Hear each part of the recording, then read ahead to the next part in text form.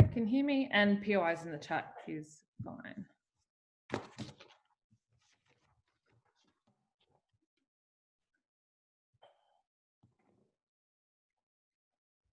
For reasons that should be fairly obvious, China has not been the best actor in the world in terms of its human rights abuses and the way in which it conducts itself economically. But more than that, companies like Huawei have specifically encroached on personal freedoms in a way that we ought to be worried about. There are significant concerns about the way in which, for example, its 5G rollouts in many countries are likely to impede personal freedoms. In that context, we believe that the United States should absolutely ban crucial products that will enable both Huawei but also other Chinese companies to be able to implement their business model and succeed economically. And we think that will both lead to a number of useful reforms, but even if it doesn't, we still think is good because it hinders the extent to which those abuses and those issues can be perpetrated. So a few things in setup. We think this is pretty intuitive as a policy. We would obviously just not sell these products, and to the extent that companies are doing this, we can obviously sanction them. But we would also tie this to a number of reforms. At the point in which China agrees to these things, we can obviously lift this policy. That looks like broad concessions in a human rights context in terms of Hong Kong and also Uyghur Muslims, but also might look more specifically at things like ensuring that there is strong conditionality and I guess restrictions on companies like Huawei insofar as, you know, their 5G rollouts might, for example, impede upon privacy issues in other states. And we would also, to some extent, support the US exerting soft power where it can to prohibit other countries that are suppliers of these products from also selling them to China, although we think to some extent that this is less important because the US holds the majority of these technologies. It's worth noting briefly in setup as well that this is kind of the path that the United States is already going down and hasn't actually seen massive backlash from China in the way that that opposition teams might contend in this debate. But our policy is about making this much more explicit, applying this to all companies, not just Huawei, but also attaching those explicit reforms as I've already set out. So with that, all of that being said, I think the first issue I want to look at in this debate is why that this creates significant pressure on China to reform. And there are a few things to note in context. The first is that this is, I guess as the, motion itself kind of significantly implies, this is an input into a huge number of products that are vital to companies in China and as a flow-on effect, the Chinese economy, right? And, that applies in a myriad of industries. The second observation is that the US uniquely has access to a lot of these products, and that's for intuitive reasons like usually the US is a first mover in a lot of, technological components and manufacturing, and also that the US has access to things like economies of scale. So we think for that reason, it is pretty significant. I will take a clarification though from CO. Cool. You mentioned that this is going to be heavily conditional. Can you be more explicit? What are your demands of China? What do they need to do? Because that was very vague and you can't get away with it. Okay, guys, come on. We think it's okay. I've said it'll probably look like we're not going to demand like them changing their entire system of government. We think we can do things that are, things that are likely that they don't want to do now, but don't necessarily surpass the tipping point that are just like impossible. So that is more transparency around treatment of Uyghur Muslims, maybe slightly like we're not asking them to like make Hong Kong independent, guys, but I think it's a pretty reasonable interpretation and setup of this debate. So just like go with it, please. So why is this likely to have a significant impact? The first is that it is likely to stymie development of these industries in a particularly pernicious way for the reason that they just simply cannot produce a lot of products as a result of this policy. But even if they can, they're likely to encounter significant supply chain issues such that that process will be a lot slower, and also that they might have to, for example, pay a lot higher prices to get these products from other suppliers. But notably as well, this also comes this pressure comes at China at the worst possible time for them, right? They've already been exposed to some existing sanctions, and obviously parts of their economy have been stymied by things like COVID. So that suggests that they are likely to significantly be under pressure. The other thing to note is that there's likely to be huge pressure from China's business interests to their government to make some of these reforms, right? Because obviously they want to profit, they want to succeed. So it is likely that they will weigh up these interests and this significant economic threat against, again, like, we're not saying that they have to make Hong Kong like, you know, autonomous state overnight. We think there is a number of reasonable conditionalities that we can impose. And specifically, some of those things, as I said in my setup, are likely to just be like, can you ensure that if Huawei is doing its 5G rollout in other states, that you will, you know, discipline them to the extent that they fucking spy on everyone. Like, I don't think these things are just that much to expect. And I think that China is likely to weigh up that huge economic you know, consequence and concede, at least in some part. We think this is different to existing sanctions that exist. One, because again, these are particularly essential products. And we think in the past, sanctions have been around more general products. And there's kind of no, I guess, thing that China can do in response, insofar as, you know, there's nothing that correspondingly the US desperately needs as much as they need this. So we're likely to get some significant reform, and that is good. But even if you don't buy that, we think it is just good that you limit the capacity of these companies to be able to do the very things that we're concerned about, right? Whether it's Huawei rolling out technology in such a way that impedes upon privacy, you know, so that specifically is good, just because if they can't get those products, that means they're not doing that thing as quickly. Maybe there's more pressure and scrutiny in the meantime for them to not do that thing. But we also think that, you know, a less powerful China is probably a good thing in the international arena. Of course, countries like the US are not perfect. They certainly do not have perfect decision-making calculuses, but comparatively to China, who like often exploits, you know, countries through the conditions and the loans that it sets, the way in which it conducts business, we think that having that weekend is probably likely to be a good thing for a vast number of actors, insofar as they can't do those things as coercively because they have less economic power.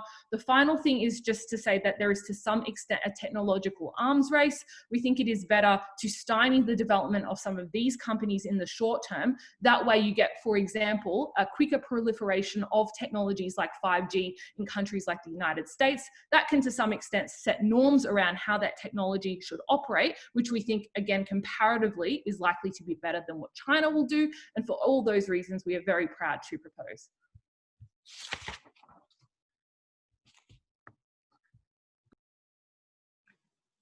Thank you for that speech. I'd like to call upon the fifth speaker for the opposition.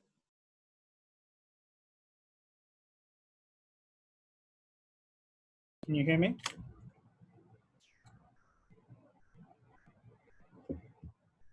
Hello?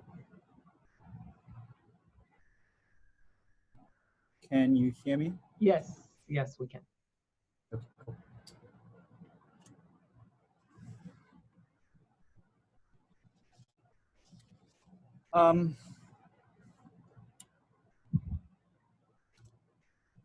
Starting in 3, 2, 1. I'll talk about 3 things in my speech. First, why there's a trade-off of instigating a trade war that harms the most vulnerable countries. Second, why China is likely to retaliate, and this is going to be a war that the United States eventually empowers China through. Third, I'll talk about why technology right now is an industry that needs to have perfect competition with no trade wars based on national interests, but pure competition based on reducing the prices of products. First, in terms of the criteria, I just don't see the necessity of this criteria being the outright thing that we base this debate on. This is because, number one, US technology and United States are not like kings of morality all the time. US technology has historically violated privacy with the CIA snooping, all the Edward Snowden things you've heard of. So there's a moral actor in this debate as well. Secondly, it's also unclear why that this should exclusively be applied to China, assuming that there are also other morally illegitimate states doing a lot of morally illegitimate things that the United States can also sanction, like Saudi Arabia, etc., etc. I understand that this is a mitigation. I just don't see why that is the only criteria by which we should decide this debate. Number two, they say that the United States has economies of scale, and therefore they can push back on China.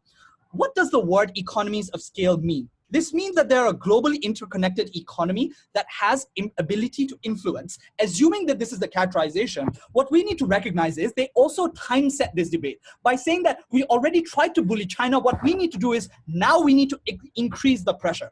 The problem is if you increase the pressure as the United States right now, this is likely to harm the most vulnerable countries. This is because, number one, for you to increase pressure, you need to succumb losses in the short run by reducing your ability to sell products. This hurts the US economy, which is the most globally connected economy in the world. Most developing countries right now are heavily dollarized. The moment you start a trade war, you devalue the dollar at a point in time where it's already at its lowest value. This means the ability for US to consume from other economies and recover them from COVID also goes away. So it is unclear why the cost of attacking China now, when we can already do it through a sustainable strategy, has to come at the cost of the most vulnerable countries suffering right now. Second, it also looks like buying into international institutions and using the political capital to switch aid and other reforms within the World Bank to their own state so that most of the global capital is within them so that they can sustain. What this means is they also have to deprioritize the most vulnerable countries in order for allocation of those resources. The trade-off is something that governments need to justify, i.e. why is stopping China important now if you're going to literally harm every developing country and their ability to survive?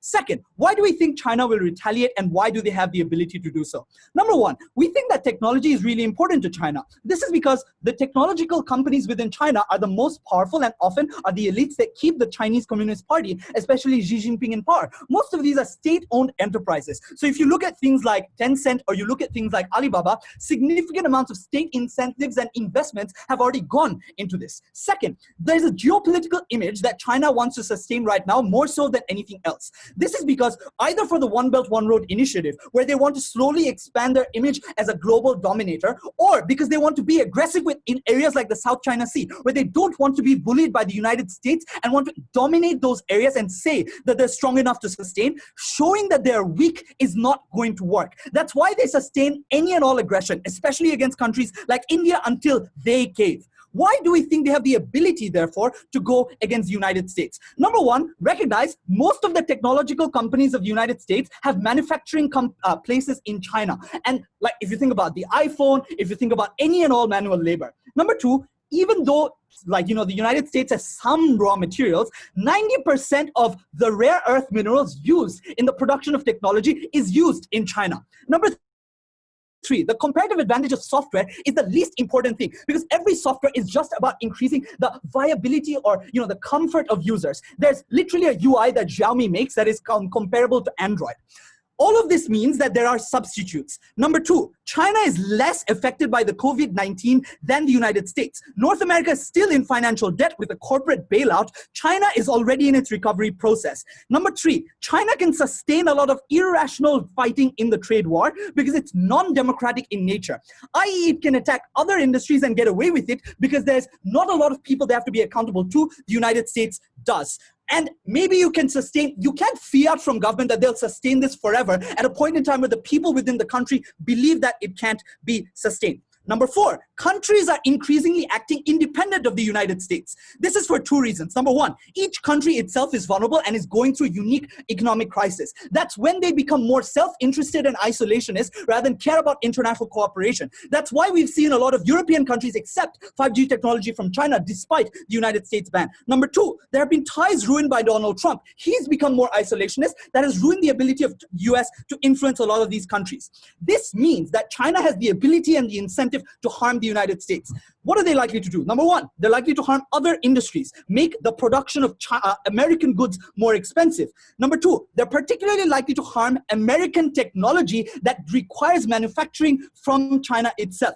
It is unlikely that any other manufacturing plant can be set up in a short amount of time, but also likely to have the technology and the skill set to produce at the same rate. Number three, they can force debt ceilings where US owes debt to China and exercise that by preventing refinancing and a lot of other financial pressures. They're the biggest and most growing economy in the world. They're likely to sustain it. They're in a stronger position to do so. This means the US loses. They lose out on their political image, they make their people suffer more, and technology becomes cheaper. Why is that harmful? It's closing. Before that, closing. Sure. So everything you just said is true regardless of whether we ban these exports or not. And China has all these incentives to become a global power regardless of whether we ban this. So in what way does the US banning semiconductors make any of the stuff you just said more or less likely? Comparatives. You do it more, they harm you more. We stop the harm right now. Secondly, you can also create ways in which you can create ties to prevent them from gaining encroachment into developing country territory. The way you do that is by not harming them at the cost of stopping China. And the best way to do that is to not put their economy at risk during COVID-19. Second, why do we think technology needs to be cheap? Why is the trade war the worst thing right now, especially in an area of technology? Number one, during COVID, you need technology to survive. This is because you have to work from home. You have to often create new and innovative ways of continuing the economy right now. Second, especially post-COVID, you need a technological burst to find innovative ways to replace supply chains. So this looks like 5G technology and a lot of other things. The best way to do that is by collaboration. Presumably, US has something that China needs. Presumably, China has something the US needs. All of that drives prices down for the world at large. You fighting increases prices and increases the ability for people to suffer in the short run. That is particularly pernicious for the most vulnerable groups of people who are now priced out of accessing these things. We just don't think that's a worthy trade-off.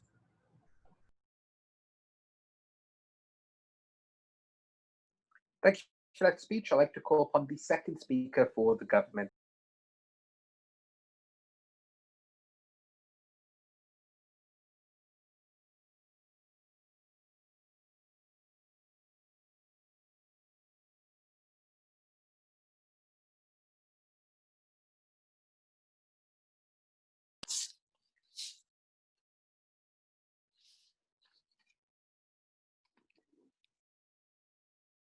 A lot of that material is actually good for us because a lot of work goes into proving that actually China probably does care a lot about this because a lot of its tech companies are intrinsically very powerful and very, very connected to these sorts of inputs.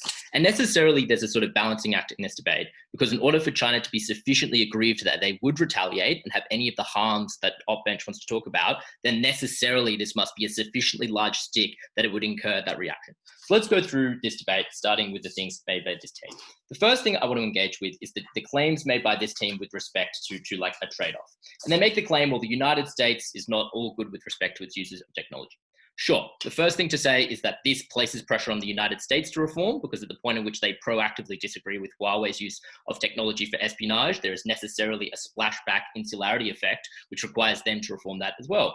The second thing to say is that we think that China's human rights record and a series of the other things we specifically discussed at PM are sufficiently terrible that they are, worth intervening for. And it is totally fine for this team to say the United States has done bad things too, sure, but that does not mean that we should be aggrieved at the fact that some form of action is being taken to hold some sort of regime into account. The next claim they make is that, we should also sanction other states like Saudi Arabia. That is not within the scope of the debate. In theory, that is something we might support as well. I don't really think that achieves much in this debate at all. Now we turn to the most crucial part of this debate, which is with respect to the mechanism. My first observation is that a lot of this team's material are reasons why China will retaliate, which are necessarily reasons why it is sufficiently aggrieved by this that it is likely to do something. The first thing I want to establish is that the methods of recourse that we give you are methods that are far more likely to be palatable to China.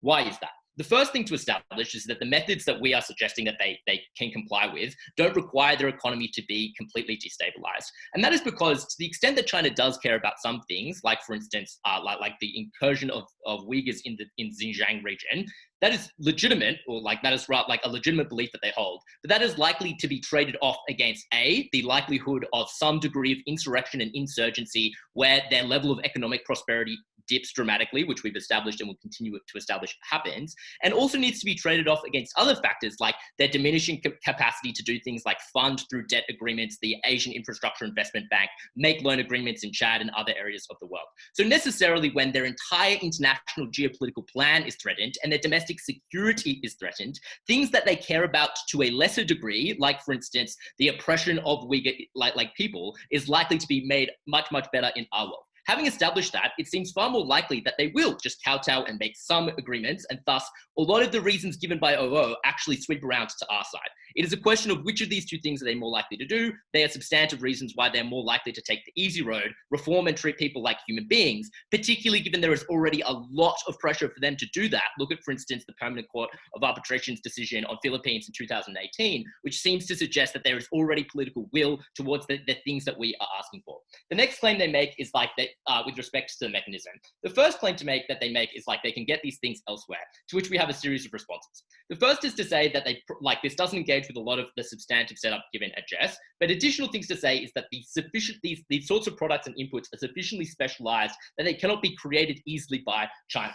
For instance, look at the fact that China was so willing and ready to stockpile semiconductors in January when this policy was first introduced. And the reasoning behind that is hopefully quite intuitive, which is just to say that China's industrial curve is years behind that of the United States. They aggressively industrialized in the 80s and 90s to create tech companies, which means necessarily with respect to competitive advantages like intellectual property, they're likely to be lagging behind and not to be quite as competitive in those arenas. The second thing to say is that if they could have done this, they already would have done this, because China has a tendency to vertically integrate their supply chain. The third thing to say is that tech products use an enormous number of inputs, things like rare earth minerals, as they say, but notably a very diverse number of rare earth minerals that require circuit boards, software, and a litany of things that come from all over the world. And given that we can use our soft power as well to substantially limit their access to those things, it seems likely that there are trade-offs. And what do we tell you that those trade-offs are? The first is that they potentially have to just no longer produce some of those goods, which has reverberative effects throughout the supply chain, through the companies. It affects the CEOs of those companies who lobby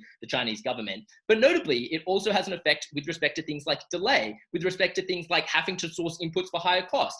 For instance, losing access to the best inputs because now they have to shift their priorities down. Having established all of that, that is a sufficiently large deterrent such that they are very likely to take that deal. The only other claim they make is that you could get those inputs elsewhere, but from where? There is no sufficiently established economy in the world who is specialized enough in these areas in order to create these sorts of inputs. The next questions with respect to like retaliation and the sorts of things that they claim are likely to happen. They first say, well, they don't want, the first thing to say here is that they probably don't want to risk further sanctions from, the United States, NATO, etc., on even more of their inputs, like the tariffs on things like barley, etc., and steak that we saw from the United States 2 years ago. The second claim they make is that they want to keep and retain their image as like a bad guy or like a powerful figure. The first thing to say is that this isn't actually true. They were the ones who came to the table with Trump in 2018 and again in late 2019. The second thing to say is that the image you are suggesting is a belligerent one. It is one who is unreasonable and unwilling to assist these efforts. And notably in the context of China already having an image problem with respect to the South China Sea and Uyghur Muslims, etc., it seems likely that going further in your direction is not necessarily favorable. They then make a claim about rare earth minerals. This is plausible, but also note there is an enormous number of them in other areas of the world. Before I continue,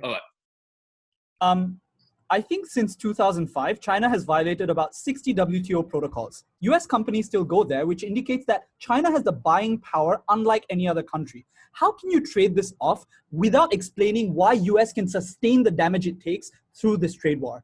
Okay, I think the important thing to note is that we don't need to prove that, because China is, and we've given you a litany of reasons, very, very likely to relent. But even in the instance where there is some substantial damage to the United States economy, that needs to be traded off against the fact that you make a very, very powerful negative actor like China substantially weaker, which is something I want to turn to now. The first thing to establish here is that fewer resources for China, specifically in the tech sphere, curtails their capacity to do things like espionage via things like Huawei, which has already been banned in countries like the United Kingdom. So when this team makes claims like China has allies elsewhere, I don't think that is a fair claim. But the second claim is like the argument made at Jess, which is to say that as China's power deteriorates, it operates with less impunity. It is harder for it to bully Chad into coercive debt agreements. It's harder for it to bully people in the South China Sea, which means necessarily our benefit is even a weaker China has less power to incur all of the terrible geopolitical harms that they do under the status quo.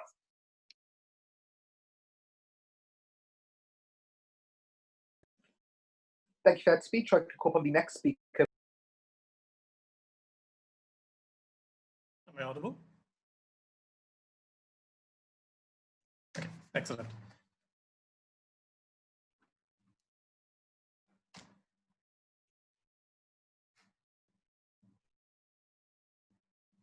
First, side proposition says we must stand up and hold someone to account. Sajid points out America is pretty morally evil actor. they say it's not true. They just say it doesn't matter because at least we're holding someone to account. There's a problem with this. Firstly, because if America is indeed a great evil actor, that also means that we must question whether it is a good idea to try to make Chinese technology inferior and create and support and sustain American hegemony in the technological sphere in the first place. This means that it's not a good idea to tackle down China because that increases the power of America in the technological sphere. We think that's a bad idea in the first place. Why do we say this? And of course, debaters tend to have a Western bias. So let me just illustrate how bad it is, right?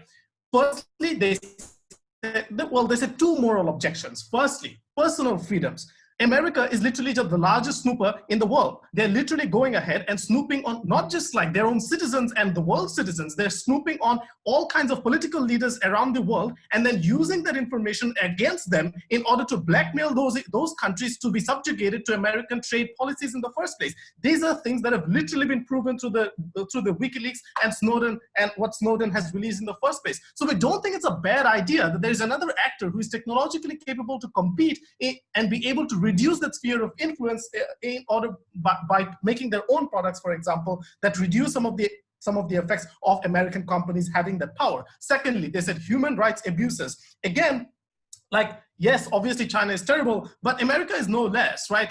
It's not just Guantanamo Bay a few years ago. Literally, America now is the largest military institution in the entire world participating in genocide in Yemen as we speak, right? So we are talking about an institution that needs checks and balances, and we would think that it's great actually that other countries are able to establish a sphere of influence that are able to challenge them and hold them to account without letting them run free in the first place. So we think in itself we're able to take that down. Note this is not an actor debate, so we can have an anti-America stance and say America should do this even if it's bad, even if it's good for America, right? So that's number one. But number two, let's say you don't buy that. Let's say you say, no, we need reform in China. Okay, so firstly, let's just quickly explain why reform is not an option that China will have. It will either respond with more trade wars or in their best case, not respond to it and try to cope with it. But reform is literally impossible. That is a bizarre claim to make. By the way, firstly, it's just unclear what these reforms what these reforms that they want are in the first place, so we can't even debate clearly. But, we have a hint. They say, they will trade off the Uyghur community because it's such a small peripheral benefit for them. Absolutely not, right? If they're able to make concessions on the Uyghur community, that means China also, that means it means that Tibet, Taiwan, Hong Kong, all of these states with separatist instincts are also then empowered to be able to ask for more as well. These are huge losses to China that they would never risk losing in the first place, right? And if it's a privacy concern, then they're not going to lose the social credit system, right? These are literally bases on which Chinese future society is envisioned to be able to build upon. So we don't think you're making demands that China can ever meaningfully accept to be able to reform in order to get the economic benefits in the first place. So we don't think no matter how large the economic benefits are, it just fundamentally attacks Chinese identity and vision so hard that it's impossible for them to accept these conditions in the first place. Before I move on, closing government. So China economically has built its tech industry off allowing zero foreign competition, stealing the IP of virtually every foreign competitor, and has never shown any interest in engaging in a free and fair global market. Even if the US has done some bad things in Guantanamo, why would you want China to be the dominant actor in this sphere? First of all, I don't think we are saying that China should be a dominant actor. I think what we are saying is that there should be multiple spheres of influence, which is exactly the case when America and China are able to both technologically able to compete. But the second thing is if you are fearing a Chinese hegemony, we're going to explain why that is actually more likely. But hold on. Firstly, why do we think China will necessarily react negatively and actually escalate that trade war? Let's explain that. But before I do so, I just want to highlight the benefits, right? It's not just an escalation of trade wars in the abstract. We must acknowledge that there are harms if we can prove this. There are harms in terms of millions of jobs that people lose that rely on these industries in the first place. There's a creation of poverty along the supply lines, especially in this situation of economic crisis that is happening around the world. So it's not just an attack of, trade wars are happening. These has global repercussions if we can prove this argument, which means they create significantly more poverty around the world. How does China react? They said they won't react because we have a trend of China not reacting before. First of all, all, that is obviously untrue because China has already restricted some rare earth mineral exports. But secondly, even if we assume that this is true, China has not reacted before, this is all the more reason they will react now, because this is a sign to them that the approach that they took last time of just accepting the loss and moving on did not work, because it was seen as a show of weakness, and now America is trying to escalate those sanctions on them. So this means it's already proved to them that it hasn't worked, which is why they're more likely to react. But also there are multiple other reasons. First of all, China relies on a show of power within those regions. It's not about being nice guys to the Philippines, and like other countries they have territorial disputes with. It's about a show of power that they need to do. But number two, it's also about assurance to them, right? That they are indeed a superpower, willing to be and ready to be able to take on America in order to convince countries to come to the sphere of influence as opposed to America's. Thirdly, they can't let, because they know that America is less sustainable, because political pressure will exist in America in the long run for jobs, etc., which will mean, and for cheaper products, etc., which will mean that the political pressure in America will mean that they cannot probably last the war,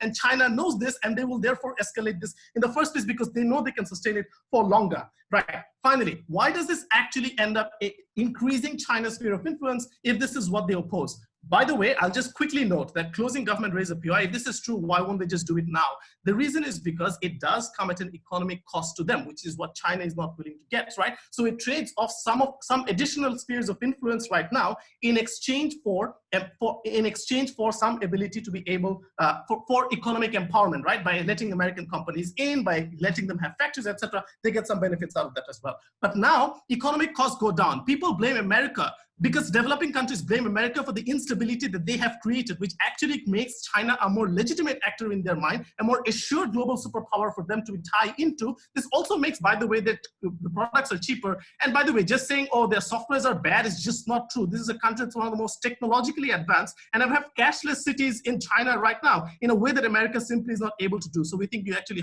end up harming and increasing the influence we oppose.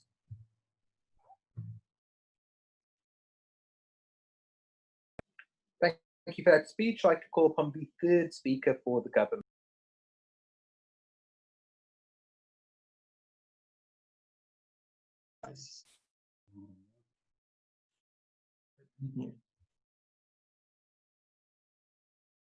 Can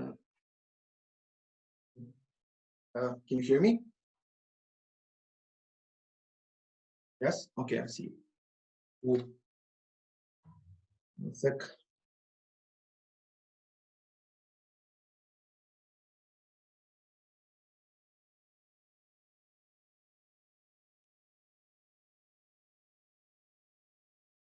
This debate has been debated in a vacuum. It assumed from both government sides that 0% of any other country in any other form are able to make any sort of chip that is functional in this situation. This is like virtually untrue, given the fact that like Japan, Taiwan, European Union, Israel, in all of these situations are also to some extent, maybe they're making them maybe worse, they're making them maybe more expensive, but still to some extent this, how do you say, exists. The problem with this is, and what this does to government cases, it means that it heavily mitigates their impact on this industry. The impact will necessarily exist in the industry of China, not necessarily chip, which I will talk about American industry. But in terms of but the problem is that if China, which is quite likely, has to find some sort of alternative, because like what they're gonna just stop producing them and be like, yeah, fuck Huawei, we give up or something. It's much more likely on our side of the house for them to try to follow the alternative way, which heavily mitigates any impact and any leverage they're having moving towards self-sustainability. The other reason why they're out of the debate, both governments, is because they pretend that like either we do this or we do nothing, which is also not a comparative in the debate.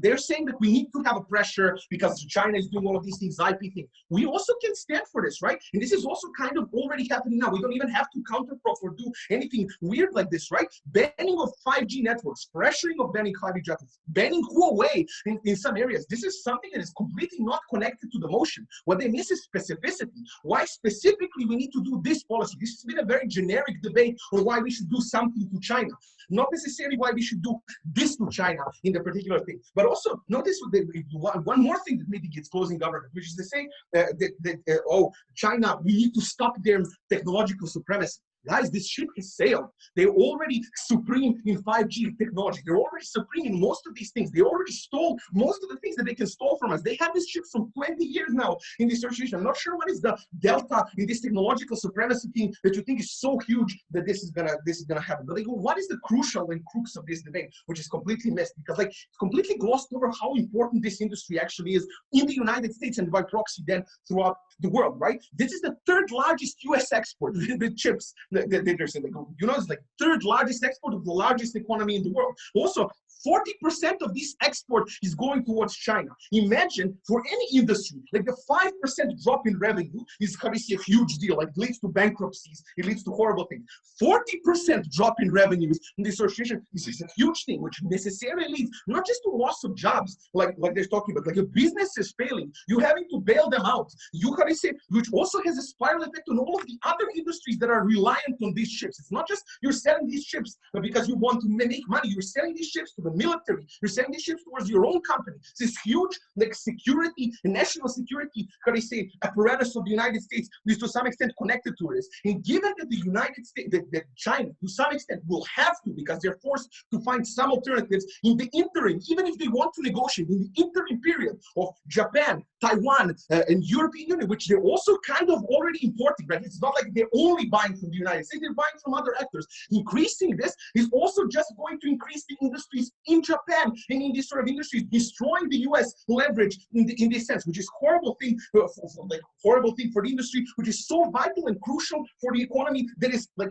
only able to keep China in check, like you're trying to say on this side of the house. So if so far that US gets weaker, this check on China gets worse on their side of the house. Leverage gets less on their side of the house, which is then means that this policy is counterproductive in your goal of checking China in this sort of situation, because you're less able to proceed. But also market, and this is something that was completely missed by opening opposition, market risk is something that is increasing, right? Markets, to some extent, with COVID-19 and with recession coming up, markets have been, to some extent, the only stable thing that is, to some extent, even maybe growing in some aspect. The thought is that we are kind of optimistic that after we go out of lockdown, this is something that will happen. Then what can exacerbate and what can trigger it most definitely is if your industry and other industries are connected with, how do you say, with China to any extent. The majority of industries are connected with China. So insofar that you, as an investor, as somebody who wants to put money in the economy, in the stock market, is fearful not just of this industry failing, which is already enough,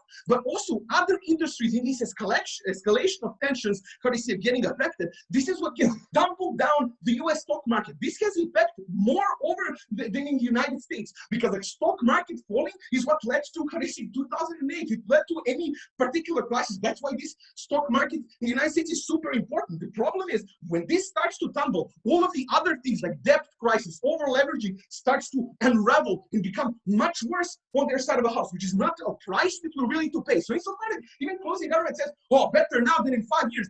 100% better in 5 years, like better in 2 years, when we are mostly out of something that is like one of the worst possible recessions since the Great Depression. It's like crazy to say that this is the best possible time to do this, especially given my rebuttal. But also responses to China, what opening opposition is missing. The responses are usually reciprocal, right? In this sort of situation, they're usually targeting some similar things that you want to hurt, which means that other industries that are connected, which US is connected with, like aircraft industry, which is also one of the things that where US is reliant on China for minerals, for rare materials that they're producing aircrafts with. The industry that is currently most hurting in the United States is also impacting security and all these things, opening government. Going to other countries, finding alternative sources, all seems to point to the very supply chain and price issues that we explained. Surely it is just easier to make... Sure, it's not going to be perfect.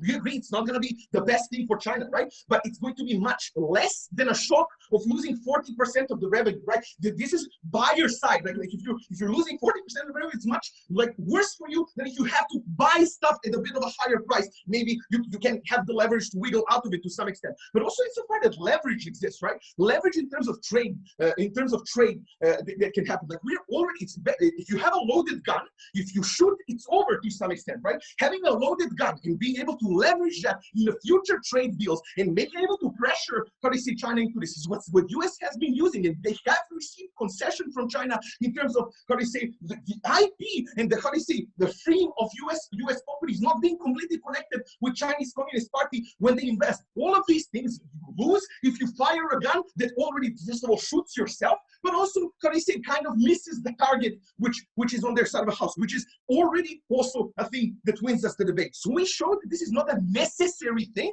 and basically it's not necessarily, even inside of the plethora of options that we have to respond to China, it's even might be the worst one out of them. That's why we should vote closing opposition. Thank you.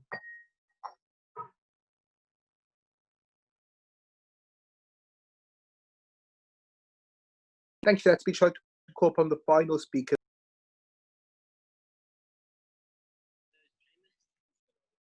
Really? That's good, I guess. Matt, you're not muted. Can you hear me? Yes. Final speaker for the op. Matt, you're muted. Let's talk. Matt, are you muted now? I think he is, yes. So, Harish, can you hear me? Yeah. Okay. So I will start in 3, 2, 1, go. Okay, if we prove to you that China is not fully reliant on US on importing this raw and not so raw goods from the US, basically there is very little argument that come from both government sides in this debate. So we tell you that they can buy it already from another actors, which is conceded by CG because it is factually correct. What they tell us is because we are allies with them, we are going to bully countries like Japan, South Korea, and others because they love US and hate China, and this is literally all of the analysis that comes in that regard. Why this is not going to be possible? One, because know that industry of these chips is one of the major lucrative markets nowadays, whereas these countries who are currently technologically a bit behind US have enormously big economic interest to finally expand their strategic industries by having major buyer of these goods produced. This is just a major economic impact for this country. They have opportunity to sell their technology. They have opportunity to sell their technology to someone else. Secondly, these countries are extremely economically dependent on China, right? Countries like South Korea, Japan, etc., even more than US, just by sheer facts of geography and how much of manufacturing is collected in China. China has massive economic and political leverage over them. And third reason is just, like empirically, right? All of those countries did not single country in the world followed US in already their efforts to sanction. We guess that you have exactly the same fiat on government as you have without this policy to influence those other nations. The only thing that you can prop on this is that US is now going to have Iran-type sanctions on their own allies, which we believe would lead US in the state of complete isolationism and simply with total absence of free trade and embargoes everywhere, with crumbled US economy and make China many more times powerful, or at least crumble the economies of Japan, South Korea, and things like that. We do not think that this is likely. Just on this clash, note how much analysis we have on it, note how much both governments have, how much both governments have on their point, right? So we prove to you that they're going to buy from other actors, so we have no comparative advantage in this regard. Exclusive contribution by team in closing opposition to this probably even simple argument, but very important because it proves how bad trade war strategy this specific industry is going to be. But then what they say, oh, but at least now they're going to lag a bit, right? So we're going to have a bit slower imports, a bit worse hardware technology if we import from other countries, a bit more expensive, right? So Matt says, but like even if near we can catch up with Chinese 5G network, but what Matt doesn't realize is that the reason why we are behind China's 5G is not because they have superior hardware, but rather because they have superior software in 5G technology. There's absolutely no reason that we believe that suddenly next 6 months, US is going to develop, or other European or Western countries are going to develop sufficient 5G technology, because in terms of engineering, okay, software engineering, we are so much behind them. This is the reason why with all American sanctions, all the European countries are still buying 5G, are still buying this 5G technology from them. With that being said, there really isn't much that governments want, because there is very little leverage and there is very little benefit in terms of technological advancement.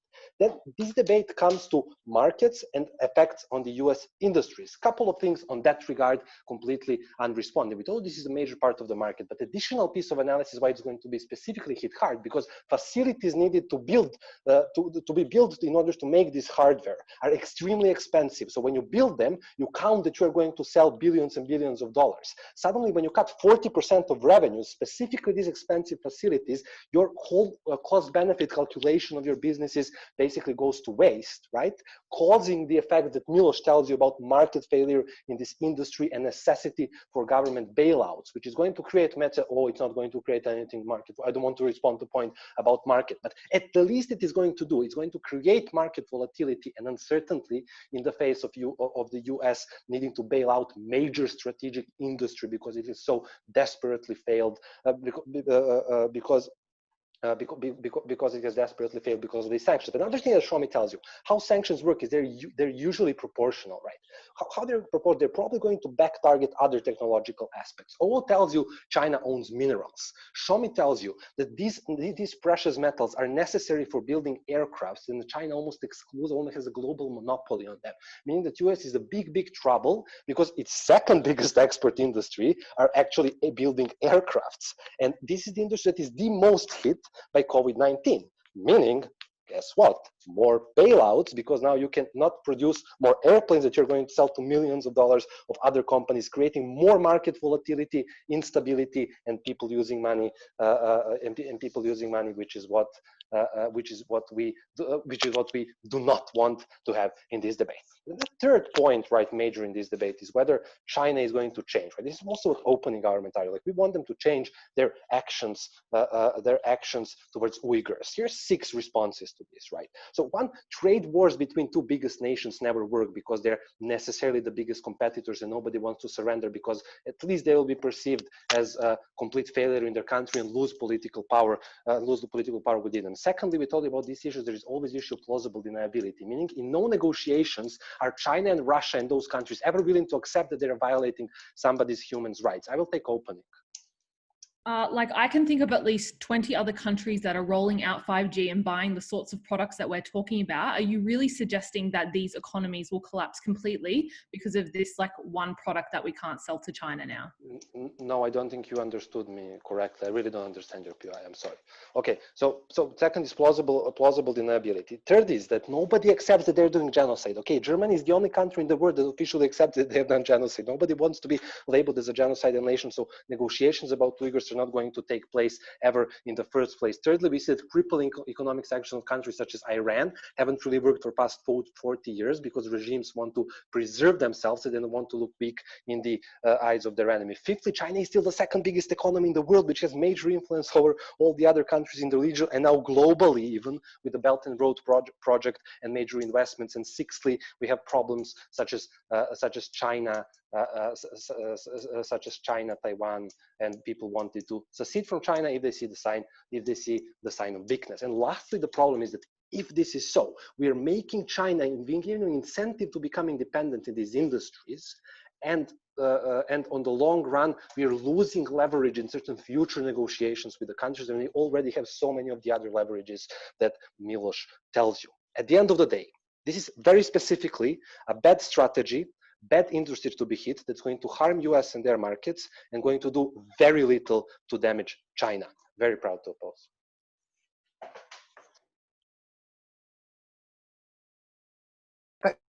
Thank you everyone for this debate. This is closed adjudication, but feel free to ask us for the call and or feedback after the break is announced.